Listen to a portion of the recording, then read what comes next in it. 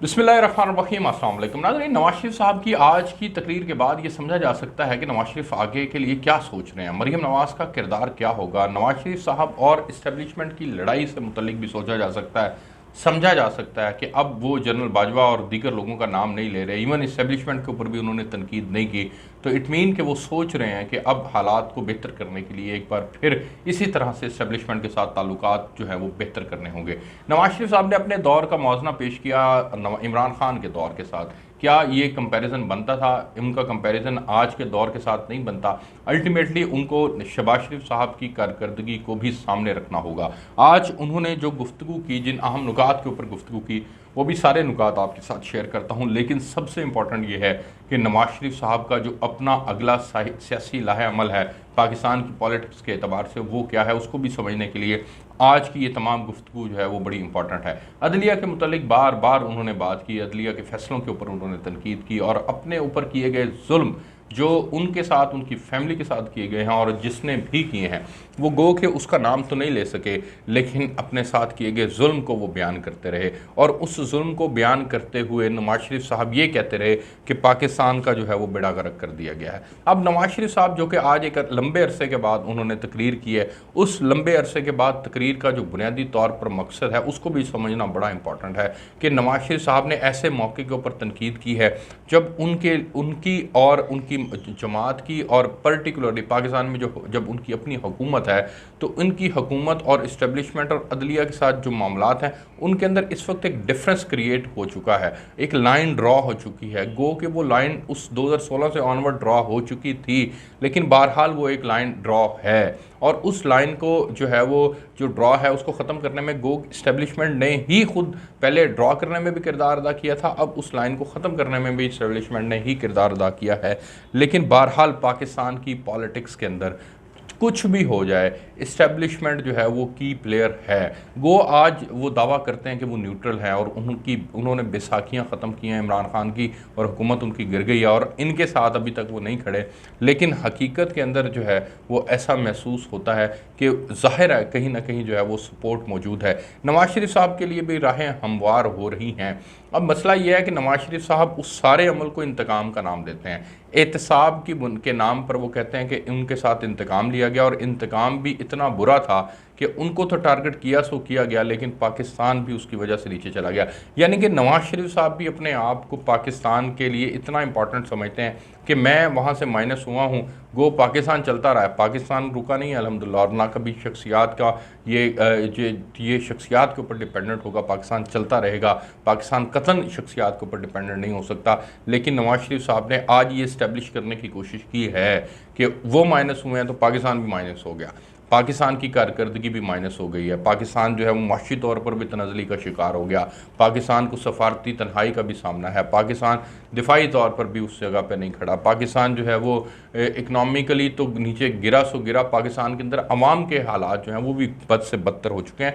ये तमाम गुफ्तगू आज नवाज शरीफ साहब ने की है। नवाज शरीफ साहब अगर कंपेरिजन आपने पेश करना है और जो अगला आपका सियासी लाहे अमल है जिसके अंदर मरियम का किरदार आपने पाकिस्तान की पॉलिटिक्स के अंदर एक फ्रंट फुट पे किरदार रखना है, आपने कह भी दिया आज कि जी इस बात मरियम की कुर्बानियों के मौतरफ तो शहबाज शरीफ साहब भी हैं, ये भी आपने कह दिया, लेकिन मरियम नवाज साहिबा के उस किरदार को लेकर के जो है वो पाकिस्तान के अंदर कोई बड़ी तब्दीली नहीं आने लगी, ना उनके किरदार से कोई तब्दीली आने लगी है और ना आप वापस आ जाएं और आके अपनी 13 से 17 तक की कारकर्दगी बयान करें तो उससे भी कोई बड़ी तब्दीली नहीं आने लगी। उसकी वजह यह है कि इमरान खान ने इस वक्त जो कंपैरिजन शुरू कर दिया है वो ये 5 माह की कारकर्दगी को अपने 4 साल की कारकर्दगी से कंपेयर कर रहे हैं वो, और वो पब्लिकली जाकर बात कभी कभी कर भी लेते हैं, गो के वो नहीं करते, अपनी कारकर्दगी उनके पास उस तरह से है नहीं इसलिए वो बयान नहीं कर पाते, लेकिन चूंकि इनकी कारकर्दगी उससे भी बदतर हो गई है इसलिए कभी कभी जलसों के अंदर वो थोड़ी बहुत बात जरूर कर लेते हैं। लेकिन जब ये बात इस्टेब्लिश हो जाएगी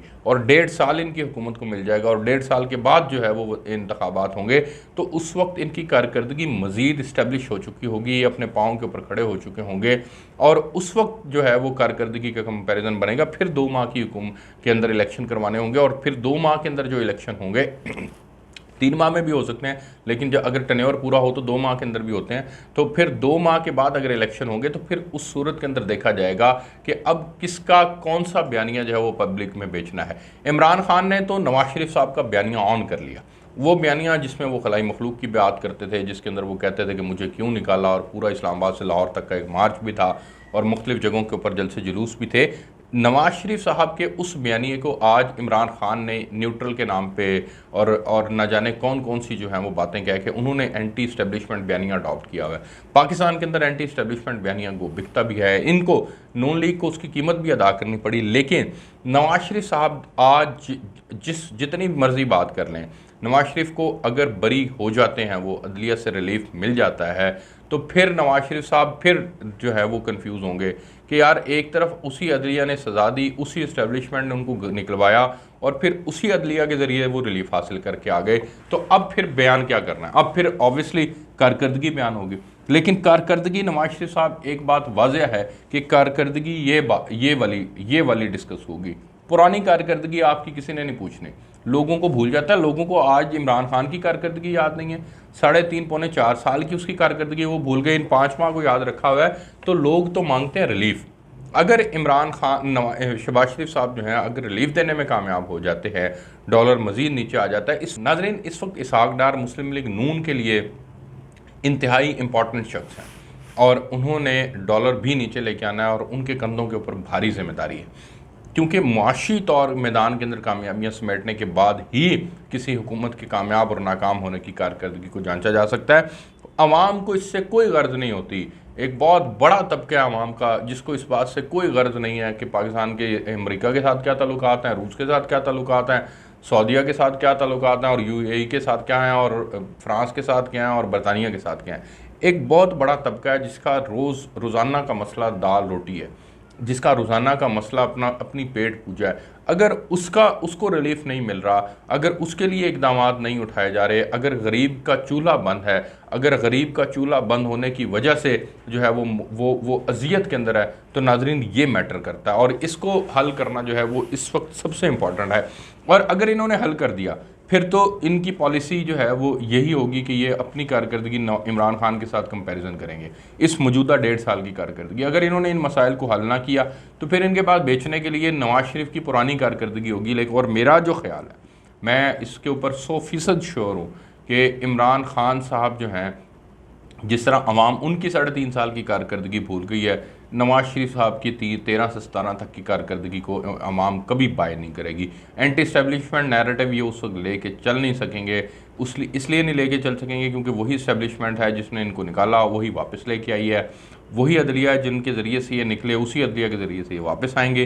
तो फिर इनके पास बयान करने के लिए कारकर्दगी रह जाएगी और कारकर्दगी जो है वो उस वक्त की तो नहीं बिकेगी। अब आ जाएँ बात कि क्या नवाज शरीफ साहब जो हैं वो आज जो उन्होंने अपनी तमाम दुख और तकालीफ बयान की, जिसके अंदर मैं मोटी मोटी 4-5 चीज़ें जो हैं वो बता देता हूँ। कि सबसे पहले उन्होंने बेगम कुलसूम नवाज़ का जिक्र किया कि वो बीमार थी, किसी ने यकीन नहीं किया। मैंने रिक्वेस्ट भी की कि 6 जुलाई को आप फैसला न दें, एक हफ्ता आगे ले जाएं, मैं वापस आ जाता हूं, लेकिन मेरी बात को नहीं माना गया। मैंने पाकिस्तान के अंदर जाकर कहा कि यहाँ पर तो अपनी बात बीमारी का यकीन दिलाने के लिए मरना पड़ता है। फिर वही हुआ, कुलसूम नवाज़ साहिबा का इंतकाल हो गया। वो कहते हैं मुझे जब खबर मिली कि वो बीमार है, मैंने सुप्रिटेंडेंट से रिक्वेस्ट की कि मेरी लंदन में बात करवा दो, उसने बात नहीं करवाई और फिर वही 3 घंटे के बाद जो है वो उनकी इंतकाल की खबर आ गई। और फिर मैंने कहा कि ठीक है, मरियम से तो कम से कम मैं खुद जाकर कन्वे करूं, और फिर वो बात उनकी मान ली गई। फिर कहते हैं कि फिर जब मरियम को दोबारा गिरफ़्तार किया गया तो मरियम मेरे पास बैठी हुई थी कोटलखपत जेल के अंदर और मरियम को ला कर गिरफ़्तार कर लिया गया और सिर्फ मकसद ये था कि मुझे अजियत पहुंचाना। दूसरा, उन्होंने कहा कि ज़िंदगी के ये ऐसे लॉसेस हैं जिनको रिकवर नहीं किया जा सकता और ये हैं भी हकाइक हैं। फिर उन्होंने अपनी माँ के मुतालिक जिक्र किया कि माँ जी मिलने आती थी तो कहती थी कि या नवाज शरीफ को बाहर करो या मैनू भी इत्थे रखो।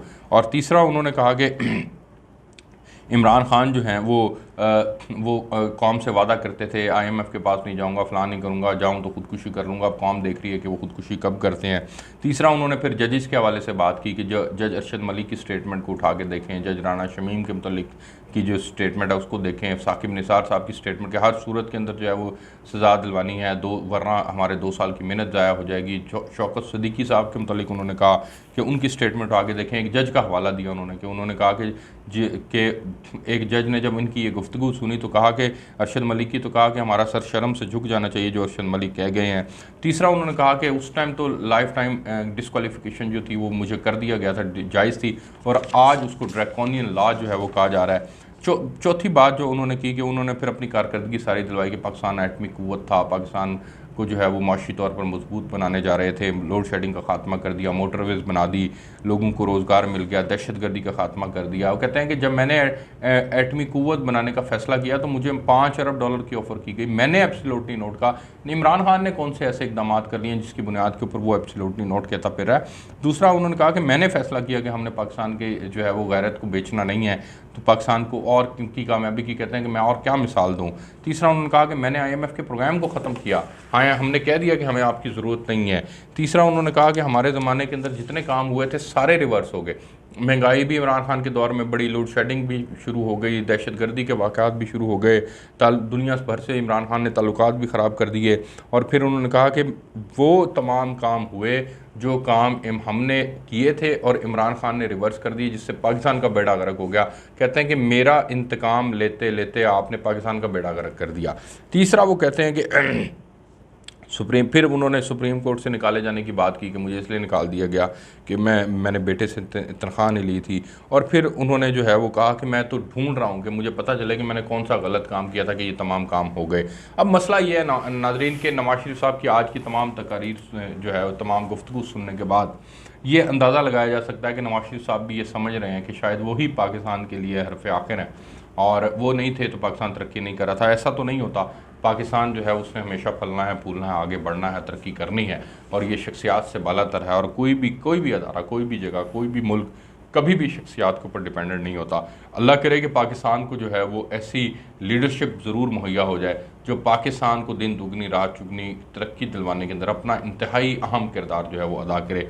और ये बदकिस्मती से पाकिस्तान को कायद आज़म के बाद अब तक कोई ऐसा लीडर नहीं मिला जो दुनिया की आंखों के अंदर आंखें डाल कर बात कर सके, जो पाकिस्तान के हर सेक्टर को इस तरह से जो है वो तरक्की की मंजिलें तय करवाए जिस तरह से ये हकीकी मानों के अंदर होना चाहिए। पाकिस्तान के अंदर हर सेक्टर तनज़ली का शिकार है, हर सेक्टर के अंदर मेहनत होने की ज़रूरत है। गो के हर हुकूमत आके अपना बेस्ट करने की कोशिश ज़रूर करती है, लेकिन बदकिस्मती से वो अपना बेस्ट करने के चक्कर में अपनी ज़ात के लिए फ़ायदे भी सोचते हैं। हर जमात ने अपनी ज़ात का फ़ायदा सोचा है, जिसको जहाँ जितनी कैपेसिटी के अंदर मौका मिला उसने उतना अपनी कैपेसिटी के अंदर रहते हुए जो है वो मुल्क को भी को अपने मकासद के लिए इस्तेमाल किया और मुल्क की वसाइल को भी अपने मकासद के लिए इस्तेमाल किए गए हैं। अल्लाह करे कि पाकिस्तान के अंदर अब कोई हकीकी तब्दीली ऐसी आए जिससे पाकिस्तान के जो है मसाइल हल हो सकें।